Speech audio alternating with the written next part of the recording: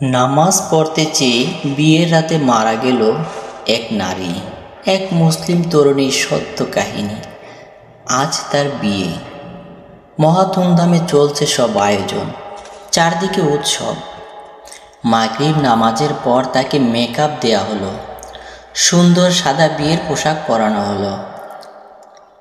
এই করতে করতে ঈশার আজান হলো। তখন তার মনে পড়ল তার অজু নষ্ট হয়ে গেছে। সে তার মাকে বিষয়টা জানালো। মা, আমি ওযু করে এশার নামাজ পড়তে চাই।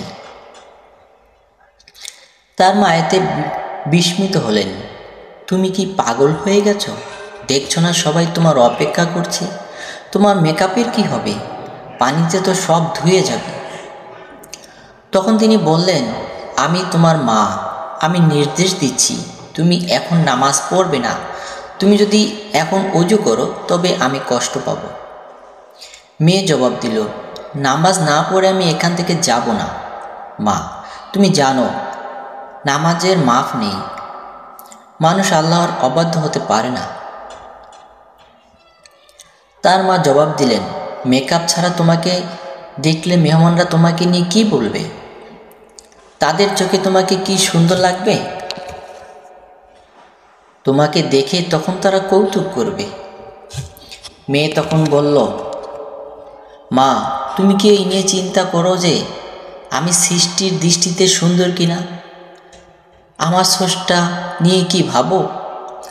আর আমি ভাবছি আমি যদি আমার নামাজ বাদ দেই তবে তার দৃষ্টিতে আমি সুন্দর হব না।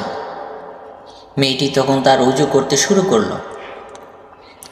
তার সব মেকআপ মুছে গেল, কিন্তু সে এসবের কিছুই পরোয়া করলো না। তারপর নামাজ শুরু করলো। যথারীতি নামাজ আদায় করতে লাগলো, কিন্তু তখনও জানতো না এটাই তার শেষ নামাজ।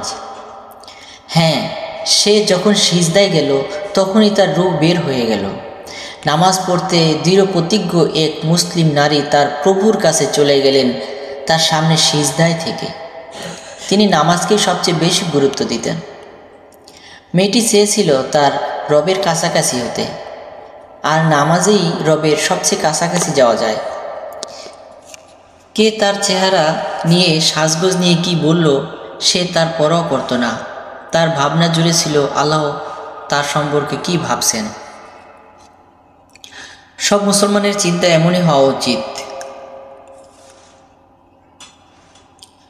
সত্য এই কাহিনীটি বলেছেন শেখ আব্দুল মহসিন আল আহমদ।